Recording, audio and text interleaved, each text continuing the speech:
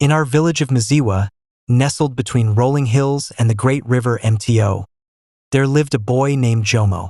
He was no different from other boys his age, barefoot and full of energy, always chasing goats or climbing mango trees. But Jomo had a peculiar habit.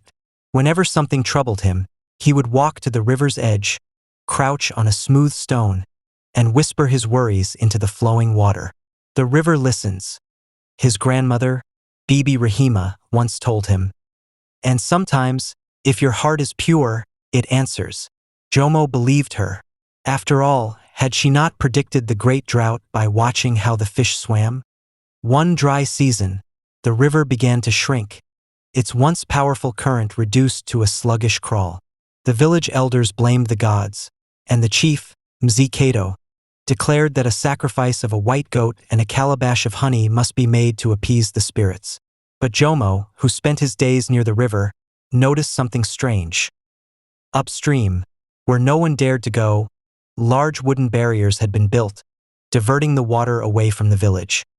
His heart pounded as he traced the makeshift canals leading to the vast maize fields of the wealthy trader, Bwana Tembo. The water was not vanishing, it was being stolen. Jomo ran back to the village, breathless, and told his mother, but she shushed him. Bwana Tembo is a powerful man. Do not speak of such things, she warned. Even Bibi Rahima told him to be careful. But how could he be silent when the river, the very life of Miziwa, was being taken away?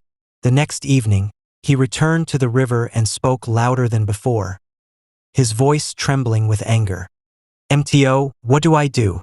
He did not expect an answer, but as the sun dipped below the hills, an old fisherman named Baba Jabali, who had been listening nearby, approached him.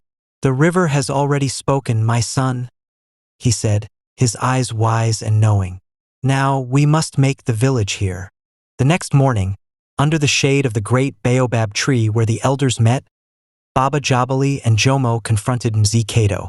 The boy's voice wavered as he recounted what he had seen, but Baba Jabali's firm words gave him strength. The villagers murmured in disbelief until an angry Bwana Tembo arrived, his face red with fury. Lies, he bellowed, but when Baba Jabali challenged him to take the elders to see for themselves, he faltered. The villagers followed Jomo upstream, and there, before their eyes, stood the wooden barriers, the stolen water flowing greedily into Tembo's fields. The elders were furious. You have betrayed your own people, Mzikato declared.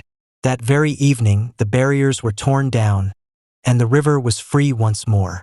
Bwana Tembo was stripped of his status, and a new rule was made: no man, no matter how rich, could claim what belonged to all.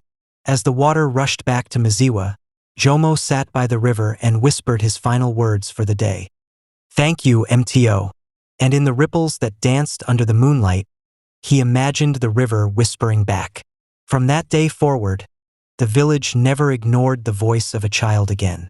And whenever someone doubted Jomo's story, Baba Jabali would only smile and say, if you listen closely, the river still tells the tale. From that day forward,